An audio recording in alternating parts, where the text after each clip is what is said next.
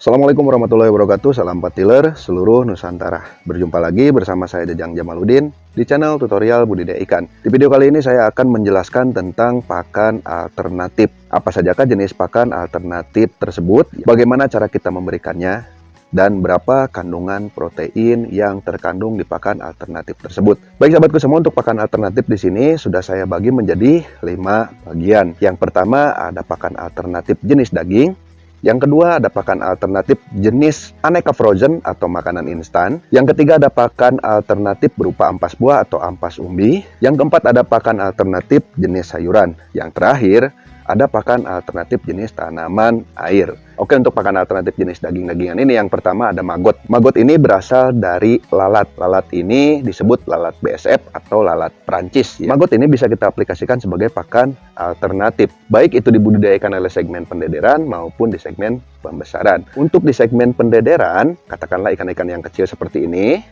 itu bisa menggunakan pakan maggot. Tapi maggotnya juga yang kecil, sesuaikan dengan bukaan mulut ikan lelenya. Tapi biasanya untuk pakan alternatif maggot ini digunakan di pembesaran. Bagaimana cara memberikan pakan maggot ini? Silakan sahabat bisa langsung memberikannya kepada lele kita. Lalu berapa kandungan protein pada maggot ini? Untuk kandungan protein pada maggot ini di kisaran 38-40%. Cukup tinggi juga ya untuk pakan alternatif jenis maggot ini. Makanya banyak pembudidaya ikan lele yang beralih menggunakan pakan jenis maggot ini untuk pakan budidaya ikan lele. Baik, selanjutnya ada pakan daging-dagingan seperti daging ayam, daging kambing, dan juga daging sapi. Daging yang saya maksud di sini adalah daging yang reject.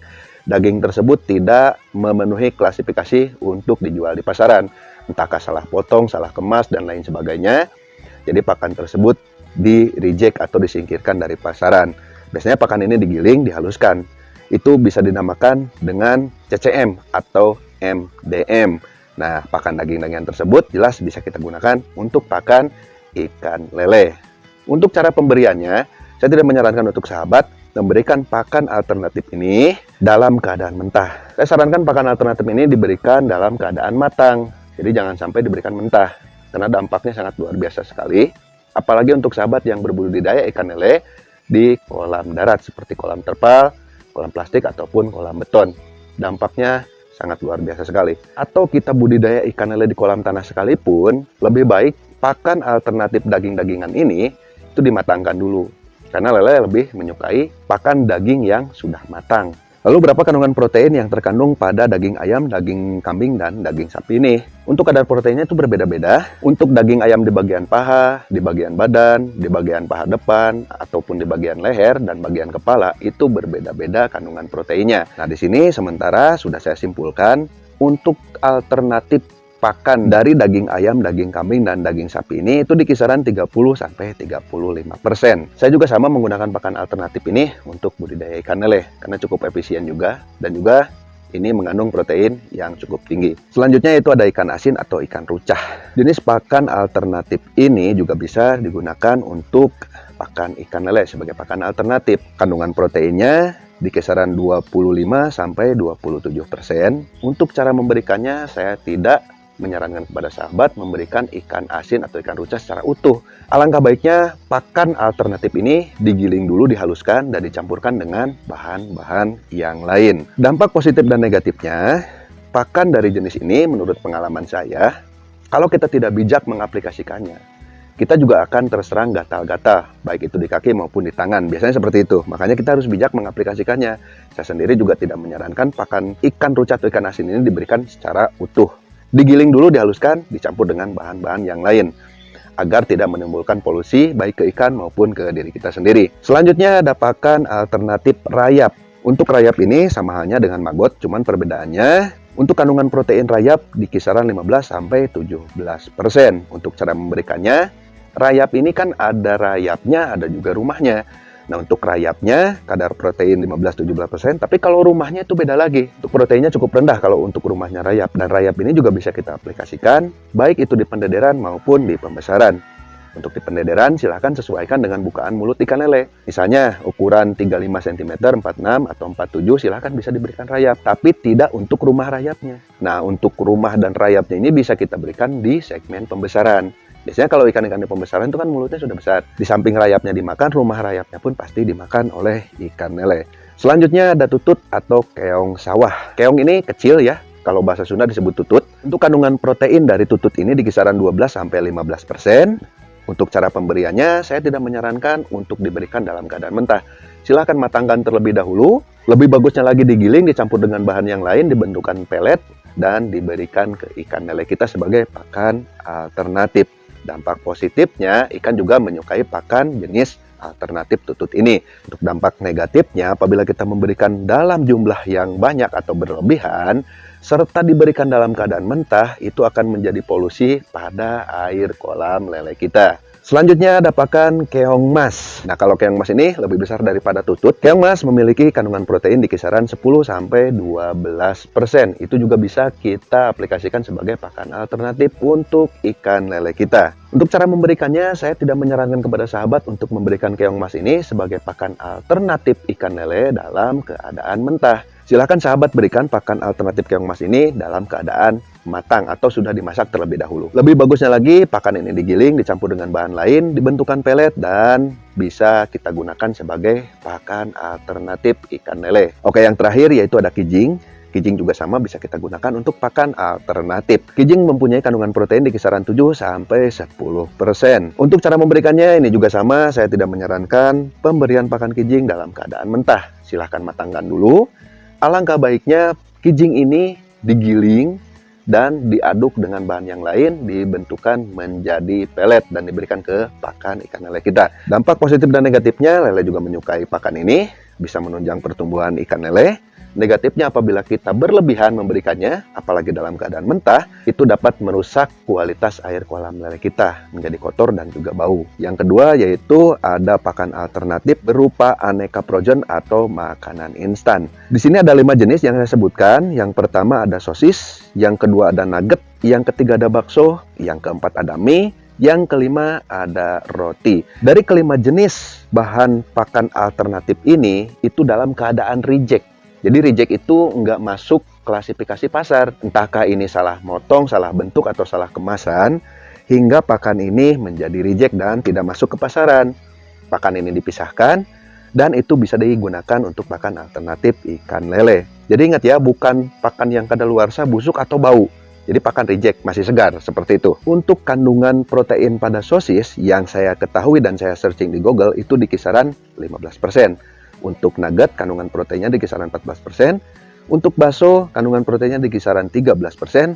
Untuk mie, kandungan proteinnya di kisaran 9%. Untuk roti reject, kandungan proteinnya di kisaran 6%. Silahkan sahabat bisa menggunakan pakan alternatif ini untuk budidaya ikan lele. Tapi saya sarankan, untuk pakan alternatif ini, jangan sampai sahabat jadikan pakan pokok. Jadikan pakan ini pakan sampingan atau pakan selingan di budidaya ikan lele. Cara memberikannya, sahabat jangan sampai memberikan pakan jenis ini dalam keadaan mentah. Silahkan matangkan dulu, setelah matang, digiling, lalu berikan ke ikan lele. Alangkah bagusnya lagi, setelah digiling, sahabat bisa campur dengan bahan-bahan yang lain. Setelah dicampur, dibentukkan ke pelet. Setelah jadi pelet, bisa kita aplikasikan untuk pakan alternatif ikan lele. Yang ketiga yaitu ada pakan alternatif berupa ampas buah atau ampas ubi. Yang pertama ada ampas kelapa sawit atau sering disebut dengan bungkil. Ampas kelapa sawit ini bisa kita gunakan sebagai pakan alternatif karena memiliki protein di kisaran 14-17%. Cara pemberiannya, silakan sahabat bisa memberikan langsung. Tapi kalau memang dirasa ikan kurang nafsu terhadap pakan ini, silakan sahabat bisa mengolahnya dan menggabungkan dengan bahan-bahan yang lain, dicetak menjadi pelet dan diberikan kepada ikan lele kita. Yang kedua ada ampas kelapa. Nah, ampas kelapa ini juga bisa kita aplikasikan untuk menjadi pakan alternatif, tapi saya tidak menyarankan untuk diberikan langsung kepada ikan, karena ampas kelapa ini mengandung protein cukup rendah ya, di kisaran 10-11% saja. Jadi kalau kita berikan langsung, dikhawatirkan ikan juga nggak mau makan. Alangkah baiknya pakan ini kita matangkan terlebih dahulu, kita giling, kita aduk dengan bahan-bahan yang lain, dan dibentukkan menjadi pelet. Setelah itu bisa kita berikan ke ikan lele kita. Selanjutnya ada ampas bulir beras atau dedak padi. Dedak padi juga bisa kita gunakan sebagai pakan alternatif. Walaupun memang pada kenyataannya memiliki kadar protein yang rendah, yaitu di kisaran 8-10%, dedak padi ini juga bisa kita aplikasikan untuk pakan ikan lele, yaitu pakan alternatif. Tapi saya tidak menyarankan pakan ini diberikan langsung ke ikan. Karena proteinnya yang rendah, mungkin ikan juga akan malas memakannya. Dedak padi bisa kita gunakan sebagai bahan pencampur agar lebih banyak lagi pakan alternatif yang kita akan buat. Contoh seperti mengumpulkan jenis bahan-bahan dari pakan daging-dagingan, atau mungkin pakan dari aneka makanan instan atau frozen, digiling, dimasak, nanti diaduk dengan dedak ini, lalu dicetak menjadi pelet. Selanjutnya ada ampas kedelai atau biasa disebut dengan ampas tahu. Ampas tahu ini juga bisa kita gunakan sebagai pakan alternatif, tapi saya tidak menyarankan untuk diberikan langsung karena ikan lele juga kurang menyukai pakan alternatif ini karena mengandung protein yang sangat rendah di kisaran 6-8% saja. Bahan ini lebih sering digunakan sebagai bahan untuk memperbanyak pakan alternatif. Bahan ini bisa digabungkan dengan bahan-bahan yang lain, diolah, digiling, diaduk sedemikian rupa, dan dibentukkan pelet, lalu bisa kita berikan ke ikan lele kita. Selanjutnya ada ampas singkong, atau orang sering menyebutnya dengan bekatul ya. Bekatul atau ampas singkong ini juga bisa kita gunakan sebagai pakan alternatif ikan lele, tapi jangan diberikan secara langsung kepada ikan lele, karena ikan lele kurang menyukai. Kenapa kurang menyukai? Karena kadar proteinnya sangat rendah sekali, yaitu di kisaran 3-5% saja. Bekatul atau ampas singkong dimatangkan dulu, digiling, diolah sedemikian rupa, dicampur dengan bahan-bahan yang lain, dicetak menjadi pelet, setelah itu diberikan ke ikan lele sebagai pakan alternatif. Oke, selanjutnya ada pakan alternatif jenis sayur-sayuran. Di sini sudah saya simpulkan ada 7 jenis sayuran yang bisa kita gunakan sebagai pakan alternatif. Yang pertama ada daun singkong, yang kedua ada daun kangkung, yang ketiga ada daun pepaya, yang keempat ada brokoli, yang kelima ada sawi, yang keenam ada bokcoy atau pakcoy, yang ketujuh ada bayam. Nah, ketujuh jenis sayuran ini juga bisa kita jadikan sebagai pakan alternatif, tapi saya tidak menyarankan sayuran ini dijadikan pakan pokok untuk ikan lele. Ini hanya bisa dijadikan pakan sampingan saja, atau mungkin pakan campuran untuk membuat pakan alternatif, biar pakan alternatifnya menjadi banyak. Cara pemberiannya juga kita harus bijak. Walaupun pada kenyataannya lele suka memakan jenis sayuran ini, kita juga harus bijak dalam pemberiannya. Silahkan sahabat ikat lalu gantung, mau di pojokan atau mungkin di tengah kolam, silahkan. Lele juga nggak akan memakan semua jenis sayuran ini. Dia hanya memakan yang lembek-lembeknya saja, seperti daunnya atau mungkin batang yang lembek. Tapi kalau batang-batang yang keras itu akan tersisa. Jangan sampai batang-batang yang keras ini mengotori air kolam lele kita. Kita harus bijak dengan cara diikat. Kalau memang habis hari ini, silahkan sahabat angkat sisanya, ganti dengan yang baru. Jangan sampai pakan ini kita berikan secara jor-joran atau mungkin secara jorok. Sahabat bisa menggunakan pakan sayuran ini dengan cara dimatangkan dulu, digiling, lalu dihaluskan, dicampurkan dengan bahan-bahan yang lain, dicetak menjadi pelet dan diberikan kepada ikan lele kita sebagai pakan alternatif. Itu malah lebih bagus lagi. Lalu berapa sih kandungan protein yang ada di sayur-sayuran ini? Nanti dikarenakan sayuran ini dalam keadaan reject, jelas untuk kandungan proteinnya juga sangat rendah sekali. Jangan sampai pakan ini dijadikan pakan pokok. Jadikan pakan ini hanya pakan cemilan atau pakan sampingan saja. Karena apa? Kandungan proteinnya sangat rendah sekali. Yang terakhir yaitu ada pakan alternatif jenis tanaman air. Yang pertama ada ajola. Ajola ini ya banyak sekali digunakan oleh para pembudidaya ikan lele sebagai pakan alternatif. Ajola memiliki kandungan protein di kisaran 20-25%. Caranya silahkan berikan langsung juga bisa, atau mungkin sahabat bisa mengolah ajola ini, dimatangkan, digiling, lalu dicampur dengan bahan-bahan yang lain, lalu dicetak menjadi pelet dan diberikan ke ikan. Itu silahkan. Selanjutnya ada apu-apu, ada mata lele, ada kayambang, ada semanggi, dan yang terakhir ada eceng. Nah, keenam jenis pakan alternatif jenis tanaman air ini bisa kita aplikasikan ke ikan lele.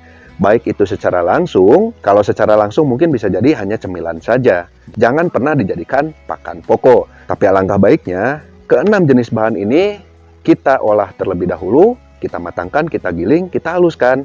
Lalu kita aduk dengan bahan-bahan yang lain, lalu dicetak menjadi pelet dan diberikan sebagai pakan alternatif untuk pakan ikan lele.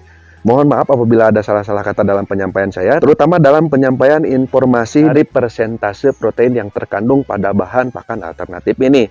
Karena informasi yang saya sampaikan mengenai persentase protein yang terkandung ini, itu saya searching di Google. Untuk lebih jelasnya lagi, silahkan sahabat searching saja di Google berapa kandungan protein pada pakan alternatif yang akan kita berikan. Jika sahabat suka dengan video ini, silahkan tekan tombol subscribe-nya, lalu nyalakan tombol loncengnya, agar sahabat senantiasa mendapatkan pemberitahuan di setiap video yang saya share di channel ini. Jika dirasa video ini bermanfaat, silahkan tekan tombol share, lalu bagikan video ini ke media sosial kalian, agar yang belum tahu bisa menjadi tahu. Salam petiler seluruh Nusantara, dan tetap semangat!